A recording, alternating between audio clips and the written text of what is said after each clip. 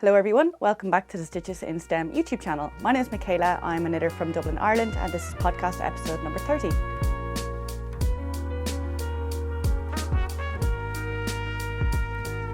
I have no preamble for this video except to say that you're very welcome, especially if you're new. Thank you so much for clicking on this video. And if you're returning, of course, I'm very grateful that you decided to come back. I think we'll just get straight into finished objects today with my first finished object, which is also what I'm wearing, and that is my Lyon sweater.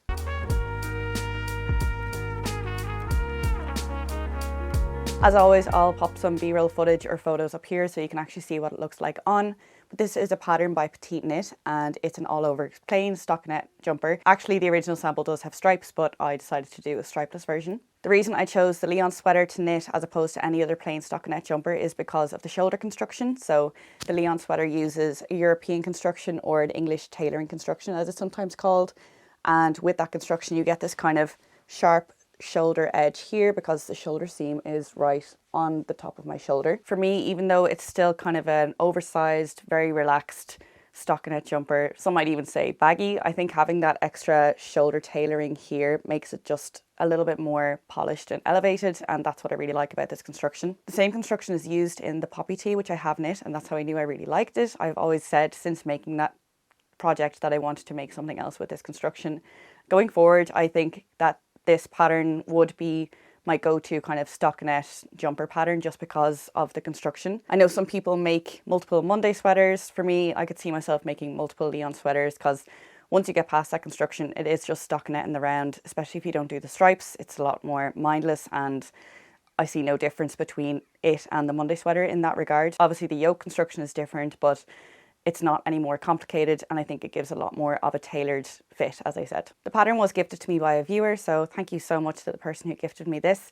I know I say that every time I mention the jumper, but I'm always worried that maybe that person hasn't seen previous episodes and the only episode that I don't mention it is the only episode that they watch, and I would like them to know that I am very grateful for it. So that's why I mention it every single time that I mention the pattern. The yarn that I used is from Hedgehog Fibers. It's the Merino Aran base and I got this at 50% off from the Hedgehog Fibers studio because it didn't turn out the way it was supposed to. So it is supposed to be the colorway Sin and apparently it didn't turn out right, but I can't see where it didn't turn out right. Some of the skeins did look slightly darker than the others, but I think that's the nature of hand-dyed yarn in general and not any reason why it should have been 50% off. Some of the skeins also had very small kind of patches where it looked like the dye didn't take very well, but again, I think that's part of the nature of hand-dyed yarn, so I personally can't tell that it looks any different to what it's supposed to look like. I have blocked this and I've woven in the ends, and my final gauge is 19.5 stitches in 10 centimeters.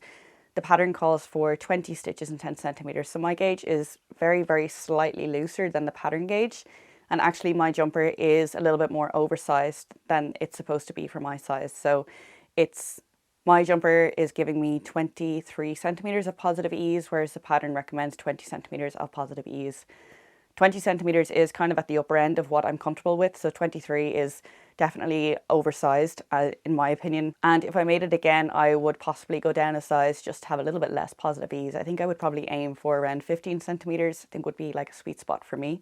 I do love it. I absolutely love this jumper. I haven't said that yet, but I do love this jumper. I plan to wear this loads. I love superwash yarn. It feels very soft on my skin and yeah, definitely see myself getting a lot of wear out of this. In the last episode, I had almost finished lots of different aspects of this, but I had everything on try-it-on tubing or barber cord. So the collar I had on a barber cord because I wasn't sure if I wanted to do a double folded collar at that point, or folded collar, double folded collar at that point. So I had knit as if I wasn't going to do a folded collar. I just knit kind of half of like up to here, and then I put it on tubing. I had also worked the body and one sleeve, and I'd put both of those on tried on tubing as well because I wanted to see how much they grew with blocking. And they did grow quite a bit, but they fell nicely into a range that I was happy with, so I just bound them off then once it had dried. I knit all the stockinette of this jumper on 4mm needles, and for the ribbing I went down to 3.5mm.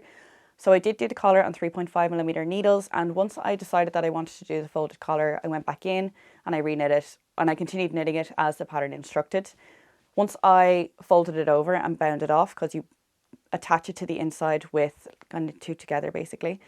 Once I had done that, my collar was actually kind of flaring out a little bit. It looked like either the ribbing was too big, the ribbing gauge was too big for the like the hole, the neck hole, or I had picked up too many stitches. So I decided to reknit it. I went down to a 3mm needle and I picked up fewer stitches. It was probably a bit extreme to take both of those measures, but actually the neck hole on my jumper was really, really big and I didn't see any potential for the collar to be too small. Like no matter what I did, no matter how few stitches I picked up, the collar was not going to be too small to get over my head. The neck hole was just that big, so I wasn't too worried. And it did work out very well. I ended up picking up just fewer stitches along the diagonal here. So this is where you do the increases when you're working the yoke. The pattern suggests that you pick up every stitch along this diagonal edge, which I did the first time, but the second time I picked up 2 in every 3 stitches and that worked out much better. I do still think that it's like a little bit wide. I think if I was wearing a high crew neck, you would see it. And I know that's kind of a style and it's a look that people like. For me, it's not something that I've ever liked personally. I've always kind of liked my crew necks to be covered by my jumper.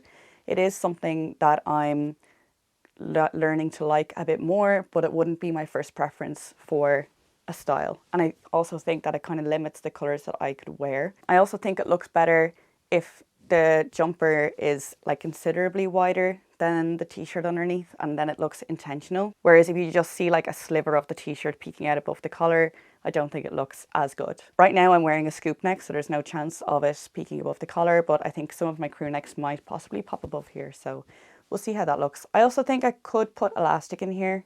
I always say I'm going to do that and I never do, but maybe I will with this one, so I think that would help. The other thing I did with the collar, and I've talked about doing this before, is that once I got to that fold, I did 2 rows where I knit the knits and slipped the purls. So the pattern recommends you do 2 rows of actual double knitting. So 1 row where you knit the knits, slip the purls, and the next row you slip the knits and purl the purls. But I always find better results with getting a ribbed collar to fold if I do 2 rows of the exact same thing. So knit the knits, slip the purls, depending on what way you want it to fold. You might have to do purl the purls, slip the knits. I talked about it more in my last video, so I won't go into it here, but that's what I did. And I did 2 rows of that, and I think it looks really good. I'll show some close-up footage. But yeah, I think it looks really, really nice. And sometimes I do get like a little bit of a hole where I do those rows and it doesn't look great, but I don't think that happened with this. So I'm very happy with how it turned out. The other change that I made was with my sleeve decreases. So I know I mentioned my stitch gauge was slightly bigger than the pattern. My row gauge was considerably bigger than the pattern. So my row gauge was 26 stitches in 10 centimeters as opposed to 26 rows in 10 centimeters as opposed to the 30 rows recommended by the pattern. So that meant that if I followed the sleeve as written in the pattern and I did decreases every number of rows as set out in the pattern, my sleeves would have been too long. I would have had too many rows. So I did some quick maths and I calculated that I would need to do my decreases more frequently. So I worked decreases every 9 rounds and I did do the number of decreases as set out in the pattern. And then I worked about 2 inches of stockinette after the last decrease. And then I did about, I think it was 6 centimeters of ribbing. I think the pattern calls for 7, but I did 6, or maybe I did 7. It doesn't matter. I just did it for as long as I felt was necessary for my preference. Going back to the ribbing, I talked about this in my last episode, but someone asked me to go into more detail about it on how I do my ribbing, because I did mention that I do a German short row turn to turn my ribbing inside out to make it neater. So basically, once I reach the point where I want to start my ribbing, I turn my work so that my working yarn is coming from the left needle, and then I do a double stitch. It's really hard to picture this in my head. I do a double stitch as you would with a standard German short row turn. So you bring your yarn to the front, you slip that stitch to the right needle, and then you pull your yarn over the back. Am I saying that correctly?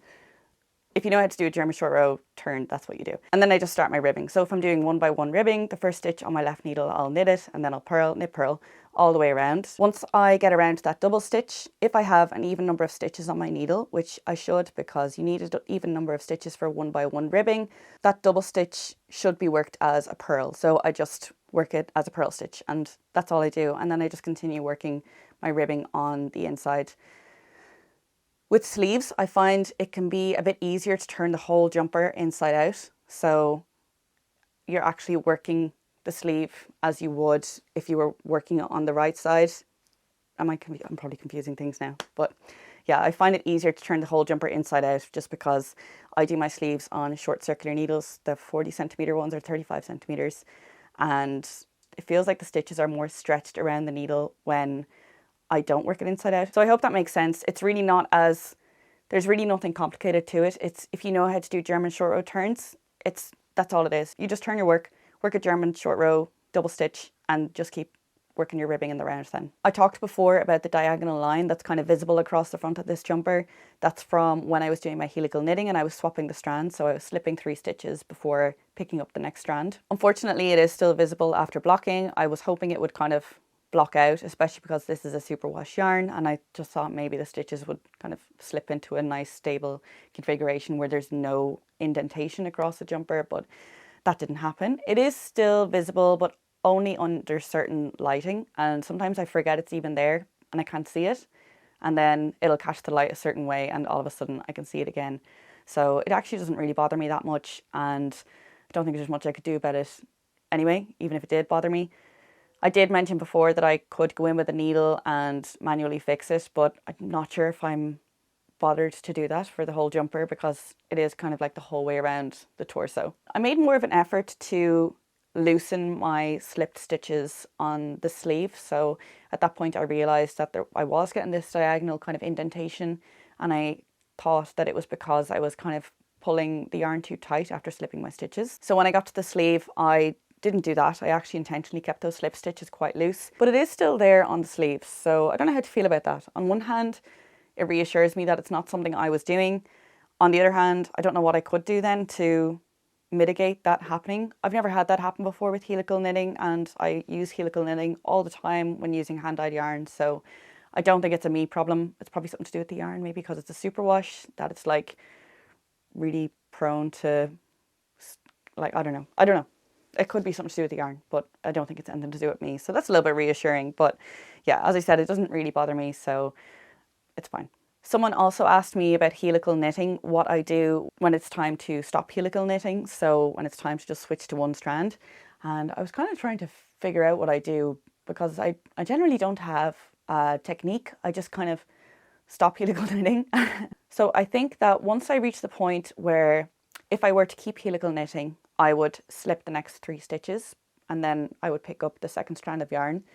Instead, I knit those 3 stitches, ignore that second strand of yarn and just keep knitting, and that's what I do, I think. On the other thing I might possibly do is slip those 3 stitches but still ignore the second strand of yarn and just keep knitting, and then when I reach those 3 slipped stitches I'll just knit them as normal. I do one of those things. I'm not too sure because I don't have like a set technique. I just do whatever feels natural in the moment.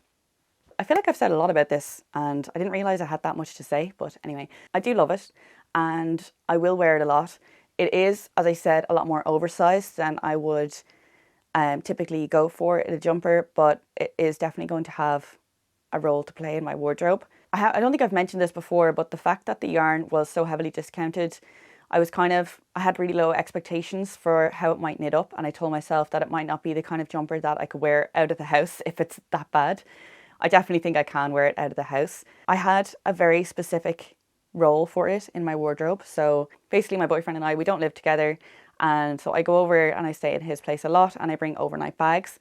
During the summer, if I'm wearing like a t-shirt and a skirt or shorts or some kind of summer clothes, when I go over there, that's all well and good. But then when it gets into the evening and it's a bit cooler, I find that I don't really have anything over there that I like to wear to keep myself warm and cozy. So I thought that this would be the perfect jumper for that role because it's oversized, it's a superwash merino, it's really soft, and I basically wanted an oversized jumper that I could leave there. None of my other knitwear would kind of fit that role because I wear everything else a lot outside of the house. Like I wear it to work and I wear it out to meet my friends and stuff. So I didn't want to be without it if I felt like I wanted to wear it on a particular day.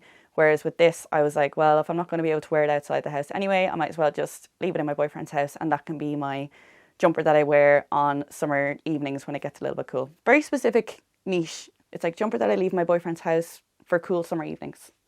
But none of my other knitwear was going to fit that role. So that was my plan for this. But now I might actually hang on to it and keep it in my house so that I can actually wear it whenever I want, because as I said, it didn't turn out so bad that I can't wear it out of the house. Actually, it didn't turn out bad at all. Sorry, that made it sound like it turned out bad. It didn't turn out bad. The only place I wouldn't wear this is to my job, just because it's a little bit too relaxed and slouchy. And we do have a very relaxed dress code in work. Like I would wear any of my other knitwear, But this just being so oversized and so slouchy, I feel like it looks a little bit too kind of just rolled out of bed. So yeah, otherwise I'll get loads of wear out of it, I'm sure. Last thing in terms of the yarn usage, because yarn chicken and potentially not having enough yarn has been a very prominent topic when I talk about this jumper in the past. Sorry, I just hit my mic. The pattern calls for about 1400 meters of yarn, and I ended up using 1035 meters, which is just over 6 skeins of the merino Aran. I did have 6 skeins to begin with, but each of them was quite generous. They were all about 110 grams as opposed to 100. So if they were 100 grams, I would have had to make the body or the sleeve shorter. But thankfully, they had more than enough to finish the jumper, and I actually have a little bit left, although I don't know where it is right now. But I think it's about 40 grams, which is quite significant. So yeah, yarn chicken was never going to be an issue with this jumper. And that is... Ah! A magpie just flew into my window. He's okay. Is he? Anyway, that is everything I have to say about my Lyon sweater.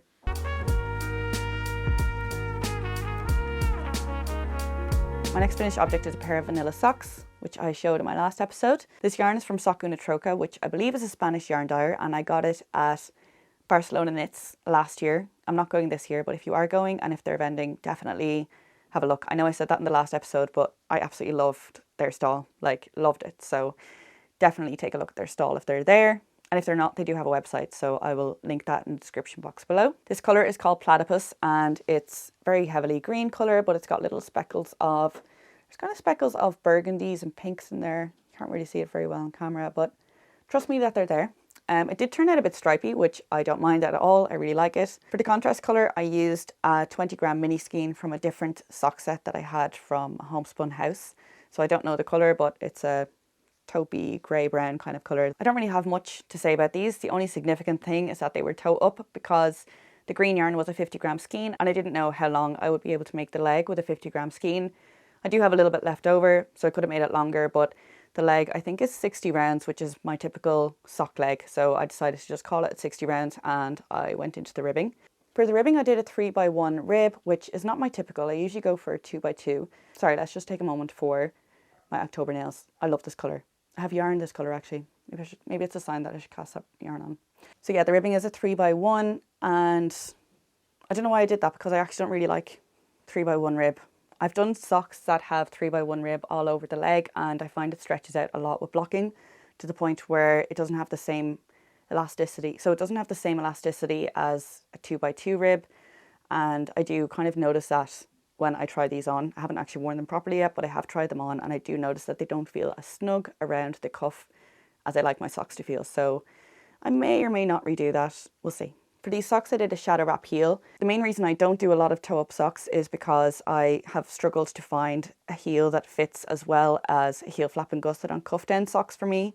So we'll see how this one goes. And I haven't actually worn these properly yet, but other socks that I've done that are toe-up with a shadow wrap heel, I find that they either slip down the foot or slip down the leg, and the fit's just not as great. So hopefully these will be a little bit better, because I did make some tweaks to the stitch counts and things. But for my next toe-up socks, I'm going to try a Fleagle heel. I've had a few people recommend that to me, and I can't believe I haven't done it yet, because so many people speak really, really highly of it. So definitely going to try that for my next pair of toe-up socks.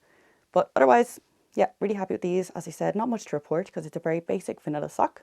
I am running out of space in my sock drawer for hand-knitted socks, so I might give these away to a family member or something. But yeah, I'm really happy with them.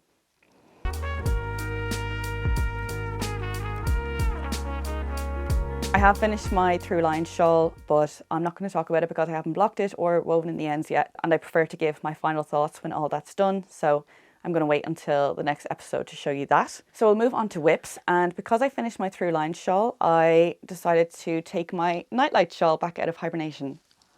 Oh my god, I love this. This looks so good. I'm sorry for my vocal fry today. My voice is a little bit gone. This is a pattern by Andrea Mary, and I did put it into hibernation because the through line shawl was also a slip stitch shawl by Andrea Mary, and I didn't want two slip stitch shawls by Andrea Mary on my needles at the same time, because I just thought that'd be a bit repetitive. So yeah, I put this into hibernation until I finished the through lines, and I've picked it back up, and I've since started the decreases. I don't know if you can see that little peak here. So this is the point where the increases stopped and the increases started. So I've just worked 2 repeats since starting the decreases, but I'm making nice progress on this.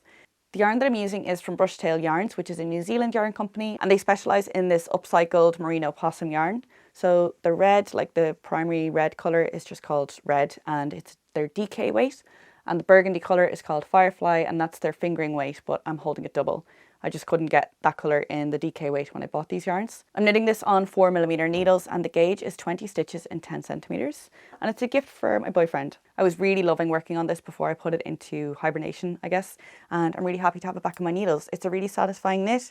The repeat is very easy to memorise, and I just kind of got into the flow of it very, very quickly. So, and even coming back to it, I was kind of worried, or not worried, I was just kind of hesitant to pick it back up because I was like, I'm going to have to read the pattern again and figure it all out again, but it came back to me really quickly. So I'm just really happy to have this back on the needles. I'm hoping to have this done by the end of October. My boyfriend and I celebrate our anniversary of when we first started dating. So I get embarrassed talking about it. At the end of October, so I'm going to give it to him then. We don't really do like gifts, but I mean, if I have it, I might as well just give it to him then as a special occasion kind of gift. So that's my plan. The yarn is very, very soft. I've talked before about this yarn and how soft it is. Just in case you haven't seen those episodes, let me tell you, this yarn is really soft. It's lovely to work with. I haven't even blocked it yet. I think it's going to be beautiful when it blocks. And I do have a jumper quantity of it in grey for myself. And very excited to make something with that because I just think it'll be lovely knit up in a nice squishy jumper. So yeah, don't really have much to say about this, but I do love showing it on camera because it looks so good.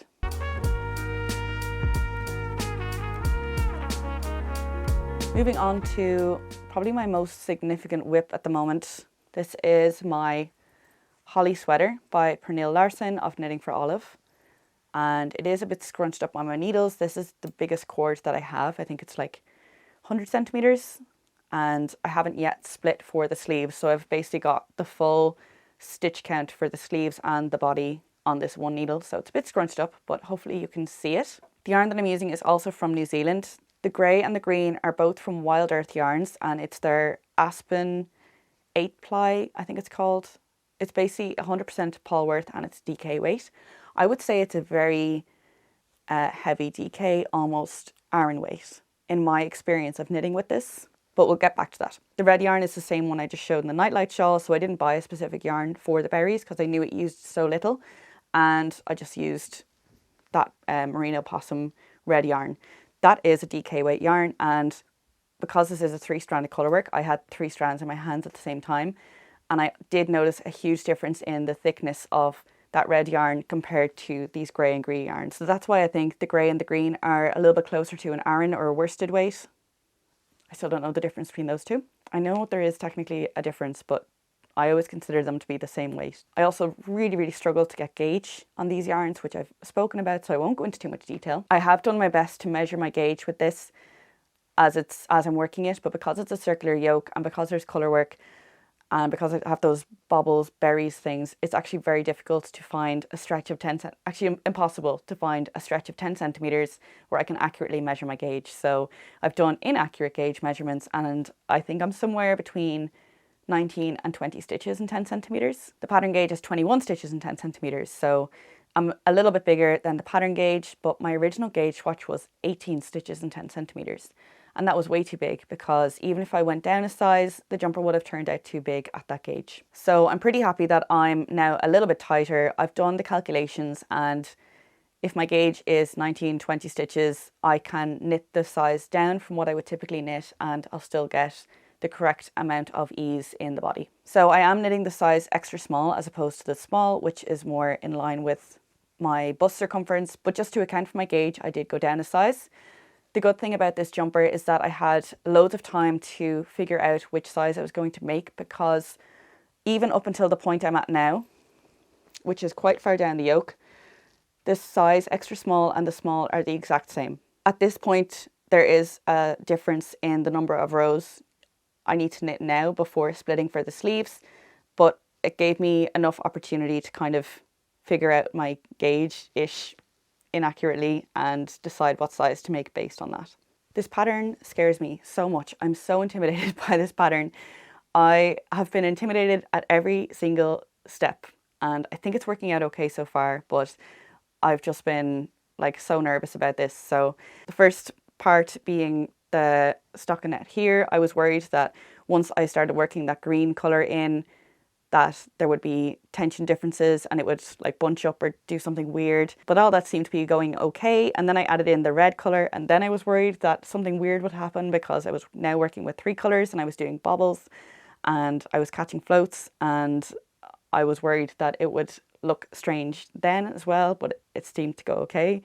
Then when I dropped the red strand and I went back to the grey and green, I was worried that maybe I'd gotten more relaxed in the time since working the grey and the green up here, and that my tension would be different down here than it was up here, but that seemed to go okay. And then once I dropped the green, I was worried again that my tension would change because I was more relaxed, or I don't know, I was worried at every single step of this yoke. But I think now I'm finally in the clear, hopefully.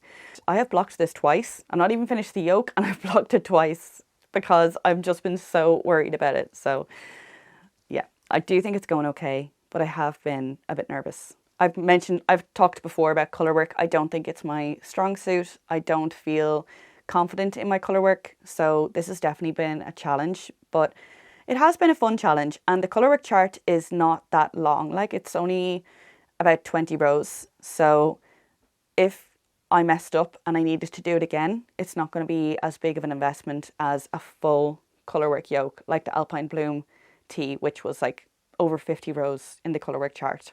One thing that someone asked me to talk about, actually a few people asked me to talk about since I mentioned it in my last video, was Ladderback Jacquard.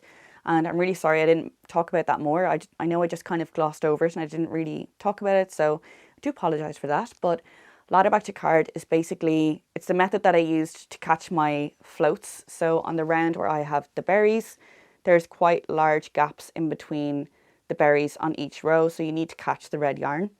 And I didn't want to catch it the typical way of just kind of catching it when you're working a stitch with another colour, because that can show through on the fabric. So Ladderback Jacquard, the way I think of it is it basically creates a web of fabric on the wrong side of your work, and within that web you can catch floats that don't show up on the right side. So it's going to be really hard to show because this is kind of a fuzzy yarn, but okay, that looks okay actually. So I've basically created this web with the red strands here, and I've caught my stitches, which are these bits here, within those strands. And it doesn't show on the right side at all because it's not worked into the grey or the green. So you can see by me putting my finger behind these stitches that they're not actually attached to the grey and green fabric, so therefore they don't show on the right side. I'm not going to go into how to actually work it because there are loads of good tutorials out there. The tutorials that I recommend are by Suzanne Bryan, or if you prefer a written tutorial, Isolde has one on her website. So I will link both of those in the description box below. For me, Ladderback Jacquard is kind of a go-to when catching floats just because it doesn't show up on the right side. It can be a bit finicky and it's definitely a bit time consuming, but I think it's worth it. Speaking of time consuming, it did take me a while to get through the rows with the berries. I've never done bobbles before, and I have realised that thankfully I'm not someone who hates bobbles. I know I've seen a lot of people talk about this jumper and how they hate bobbles, and that's what makes it such a pain to work those berries. I didn't mind the process of working the bobbles, but it just meant that each of those rows where there are berries was quite time consuming. But again, I think it's worth the effort. I haven't actually expressed my feelings about this at all, and I really do love it.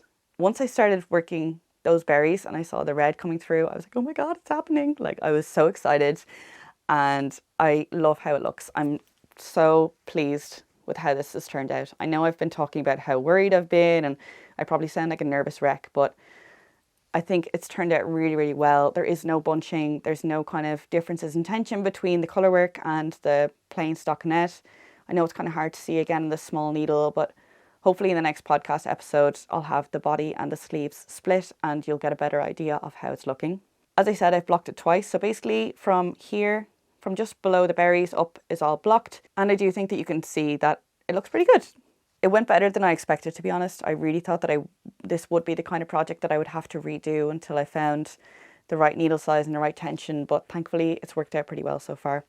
The only thing that I will redo is the neckline, because I don't know if you can really tell, but it's quite big and it just grew with blocking and it's just a little bit too open for my liking now. So I'm going to redo that. I think what I will do is I'll pick up stitches just below and I'll work it again, but from bottom up. Because this is a top-down jumper, you do cast on with a neckline, you work the collar, you fold it over, and then you just continue working the circular yoke. But yeah, I'm just going to go back in underneath the collar, cut off the collar and reknit it from kind of bottom up and then fold it over.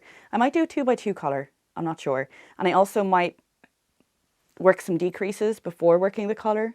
I don't know if that will work out well because there are like German short row turns in the back as well. So that's something that I'm going to kind of play around with, but ultimately I will want a smaller collar. So yeah, I've got about 5 more rounds to do before I can split for the sleeves, and then we'll be in the clear with this. But yeah, I'm really, really happy with how it's looking so far.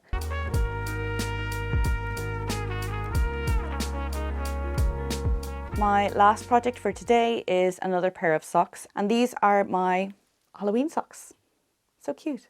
These are the Colourwork Cuff Club by Summer Lee from last year. So volume 2 is out at the moment, but these are from volume 1 and they're from the month of October. The yarn that I'm using is Filcolana Arwetta for the main colour in the colour Hibiscus. Hibiscus? I don't know how to say that word. And the white yarn is Retrosaria Rose Primar Mondim. Sorry, the white and the black are both Mondim, in the colours white and black. And while we're on the topic of colourwork and catching floats, I also used Ladderback Jacquard for these. Much more difficult to see on the fingering weight yarn, but this is my Ladderback Jacquard ladder here. So again, just using that so that the black yarn doesn't show up on the right side of the fabric if I were to catch my floats normally. This is my second attempt at these socks. My first one I worked on 2.5mm DPNs. So all the stockinette I work on 2mm needles for my socks. That's what I always use for my socks. But for the colourwork I used 2.5mm DPNs, and it worked and they fit, but it looked really sloppy and I just didn't like it. It was really bothering me. But I was worried that if I went down a needle size or if I tried to tighten up that I wouldn't be able to get them over my heel. So for the second sock, I just decided I'll go down a needle size, I'll try it out, and if it doesn't work, I'll frog it. So this is the second sock, and as you can see, I decided to keep going with it, and that's because they do fit and they look much better than they did when I used the larger size DPNs. So this time I worked the colourwork on 2mm long 100 centimeter cable. I'm still working the colourwork chart on the second sock, which was actually my first sock and I frogged it. So for these I cast on 57 stitches and I worked a 2x1 rib. So I was talking about ribbing for cuffs. I've never done a 2x1 rib before, but I really like it. And I think 2x2 will always, well, not always, but at the moment it is my favourite. It has been my favourite since I started knitting socks, but 2x1 will be my second favourite now. So yeah, I really like the 2x1 rib. And then, so yeah, I did the 2x1 rib and then I increased to 63 stitches to accommodate the chart. And after that, I decreased down to 57 stitches because 63 stitches would be too wide around my leg. 57? Why 57? That's really random. 60 stitches, I'm sorry. I cast on 57, 63 for the colourwork chart, down to 60 for the leg. And I think I worked a total of 50 rounds, including the colourwork chart. And now I'm going to start my heel. Arwetta is only a 50-gram ball, but because my leg is shorter than usual, as I said, I usually do 60 rounds.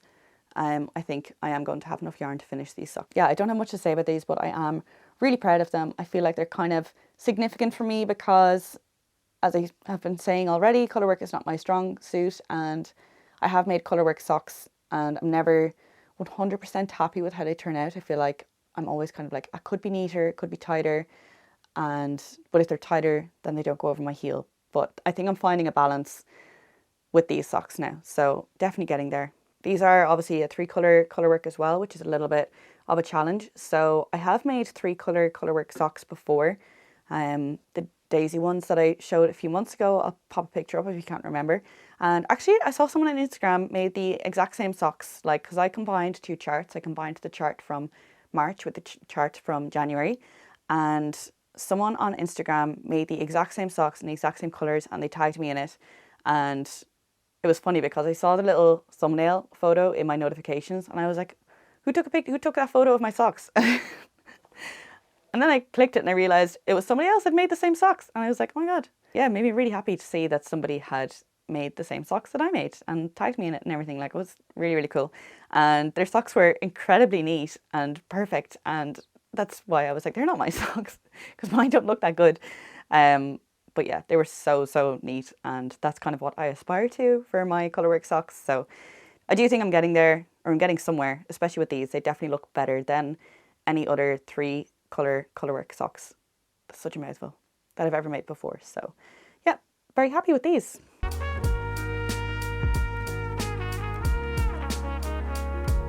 Moving on to plans and acquisitions. We'll do plans first because I only have one. So I only have one definite plan that I want to make at the moment. I think I've got some pretty significant whips going on. My nightlight shawl, my holly sweater, and a pair of colourwork socks. So I'm not really planning anything major for the next few weeks at least, but I got kind of a spontaneous need to cast on this very specific project, and it's not even like an exciting project or anything. It's just a broken rib slouch hat. I have the yarn for it. It's for my boyfriend, and we got the yarn when we were in New Zealand. It's from Prosper Yarn, which is a yarn shop in Auckland, but they also dye all of their own yarn. And it's their Prosper DK base, which is 100% superwash merino from New Zealand. And the colourway is called Not Old Lady Red. So it's a dark red, but it's kind of on the warmer side of things rather than a cool toned burgundy. Maybe you would call that a burgundy. I personally think it's a little bit more rusty than a burgundy typically is. I hope the camera is doing it justice. You can kind of see it there. It is a really, really beautiful colour, and yeah, rust, copper, brick, maybe. Anyway, brick. When we were in the shop, they actually had a sample knit up in this yarn, and it was a broken rib hat by Pearl Foundry, which is a New Zealand based designer. But I don't think it was a slouch hat, and it did have a folded up brim. So he doesn't want a folded up brim and he does want a slouch hat, but we decided based on seeing that sample that it was going to be a broken rib pattern. So I've done up a little swatch here, and I've worked my swatching around. When I work my swatching around, I carry my yarn at the back and I leave a lot of slack just so the swatch has enough room to grow. I always reuse my yarn from swatches. I don't keep any of my swatches because I don't have anywhere to put them, and I just don't like hanging on to things like that. So I always reuse the yarn from my swatches, which is why I bring the yarn across the back like that. And this is sopping wet because I literally just blocked it. So, oh my God, it's beautiful. It looks so good. That's such a gorgeous colour. But yeah, just for the last few weeks, I've been thinking I really want to cast on that broken rib hat. And I don't know why. I don't know if it's because it's a superwash wool and I had just finished my Lyon sweater and I wanted a feeling of superwash wool in my hands again. Maybe it's because it's a small project and it would kind of satisfy my cast on itis without, committing to something that's going to take a long time. Maybe it's because it's not mindless because it is a broken rib, but like it's easy enough that once I get going in the round, it's kind of thing that I can just fly through and it will just relax me a little bit. Whereas all of my other projects at the moment are the nightlight shawl. There's something different in every row, so I need to be focusing on that. The holly sweater, I'm finished the colour work, but there's a lot of measuring going on and figuring out my gauge, and there was a lot of like sitting down with a ruler and pen and paper and doing calculations. And then obviously the socks are colour work, so there's that. I feel like this hat is kind of fulfilling some kind of need for me, and I don't know what that need is, but it's doing the job. So I'm looking forward to drawing that swatch, measuring it out and figuring out how many stitches I need to cast on. I got my boyfriend to measure one of his slouch hats, so I'm just going to cast on the number of stitches to give me that same measurement. So I think it will be quite straightforward, which is probably why I am having an intense desire to cast on this hat. But yeah, so that'll be my next plan, and that's probably my only plan for the next few weeks.